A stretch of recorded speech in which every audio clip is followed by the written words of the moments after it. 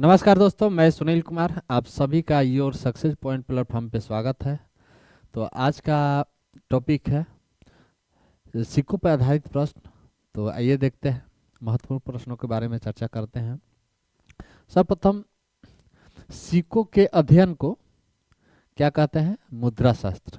सिक्कों के अध्ययन को मुद्रा शास्त्र कहते हैं, जिसे इंग्लिश में न्यूमिज्मेटिक्स भी कहते हैं। न्यूमिज्मेटिक्स,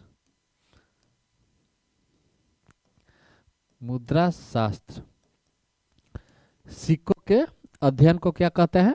मुद्रा शास्त्र कहते हैं। प्राचीन इतिहास में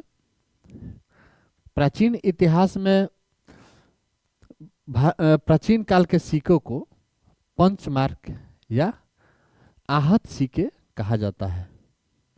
प्राचीन काल में प्राचीनतम सिक्कों को पंचमार्क या आहत सिक्के कहा जाता है। इसी को साहित्य में कसार्पण भी कहा जाता है, यानी प्राचीनतम सिक्कों को साहित्य में कसार्पण कहा जाता है। और उत्तर वैदिक काल में मुद्रा की इकाई थी दो, निष्क और शतमान। उत्तर वैदिक काल में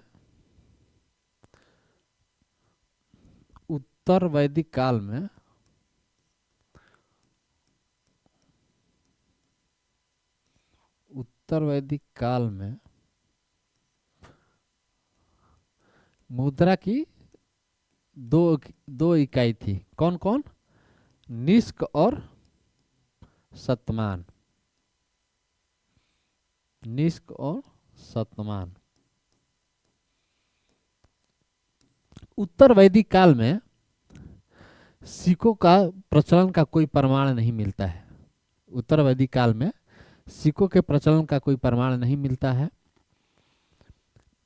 हिंद यूनानियों ने सिक्कों से संबंधित ही प्रश्न है कि आगे की हिंद यूनानियों ने सबसे पहले सोने का सिक्का जारी किया था। सबसे पहले प्रश्न पूछता है कि सबसे पहले सोने का सिक्का किसने जारी किया? तो हिंद यूनानियों ने। हिंद यूनानियों ने सबसे पहले सोने का सिक्का जारी किया।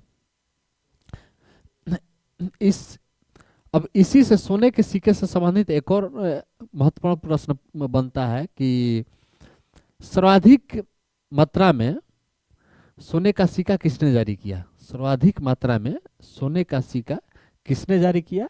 तो ये होता है गुप्त काल में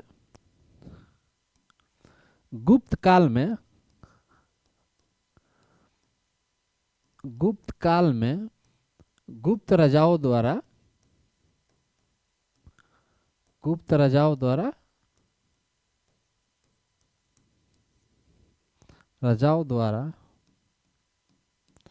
सर्वाधिक मात्रा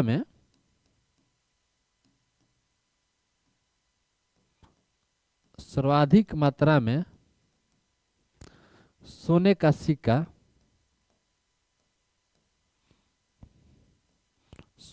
सिक्का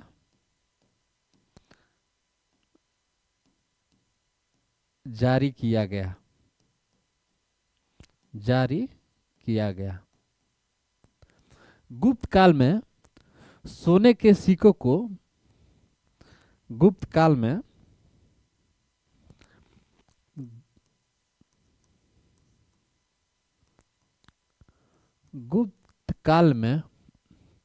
सोने के सिक्कों को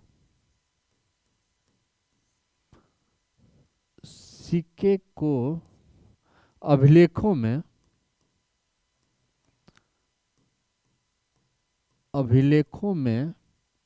दिनार कहा जाता था। अभिलेखों में दिनार कहा जाता था।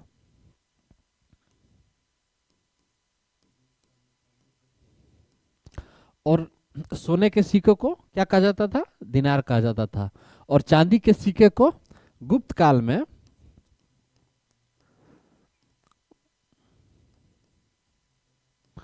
गुप्त काल में चांदी के सिक्के को चांदी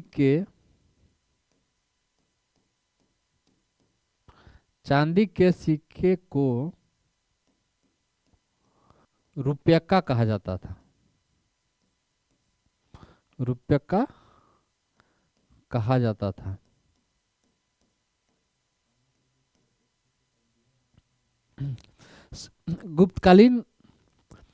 गुप्तकालीन शासक समुद्रगुप्त का एक सिक्का पर उसका चित्र अंकित है, बीड़ा बजाते हुए सिक्का पर अंकित है।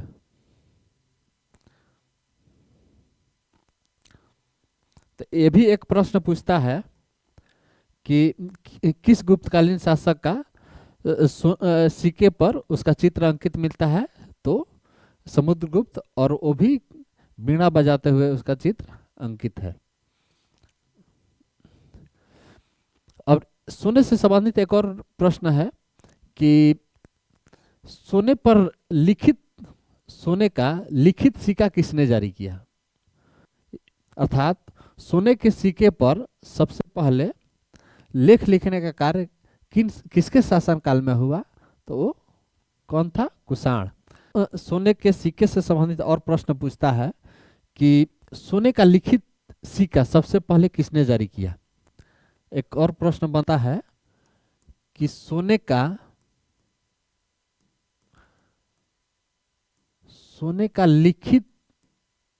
लिखित सिक्का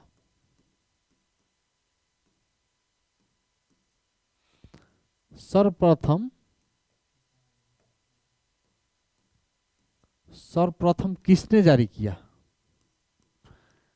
या किसके शासनकाल में जारी हुआ? किसने जारी किया या किसके शासनकाल में जारी हुआ? तो कुषाण राजाओं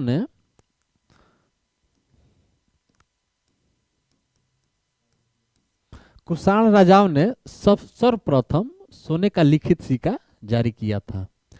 कुषाण राजाओं ने ही सर्वाधिक उत्कृष्ट सोने का सिक्का जारी किया था। कुषाण शासकों ने ही सर्वाधिक शुद्ध सोने का सिक्का जारी किया था। सोने से संबंधित 3 प्रश्न पूछता है, जिसमें पहला क्वेश्चन पूछता है कि सबसे पहले सोने का सिक्का किसने जारी किया? सबसे पहले सोने का सिक्का किसने जारी किया? तो हिंद यूनानियों ने सबसे पहले सोने का सिक्का जारी किया। दूसरा क्वेश्चन पूछता है कि सर्वाधिक मात्रा में सोने का सिक्का किसने जारी किया? सर्वाधिक मात्रा में सोने का सिक्का किसने जारी किया? तो गुप्त राजाओं ने या गुप्त काल में सर्वाधिक मात्रा में सोने का सिक्का जारी किया गया था। तीसरा क्वेश्चन पूछता है कि सर्वाधिक उत्कृष्ट सोने का सिक्का किसने जारी किया? सर्वाधिक उत्कृष्ट सोने का सिक्का किसने जारी किया? तो इसमें कुषाण शासकों ने सर्वाधिक उत्कृष्ट सोने का सिक्का जारी किया था।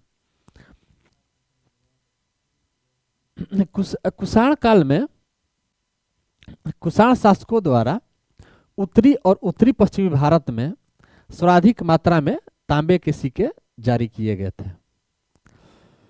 और एक और प्रश्न सिक्का से संबंधित पूछता है कि सीसा का सिक्का किसने जारी किया था?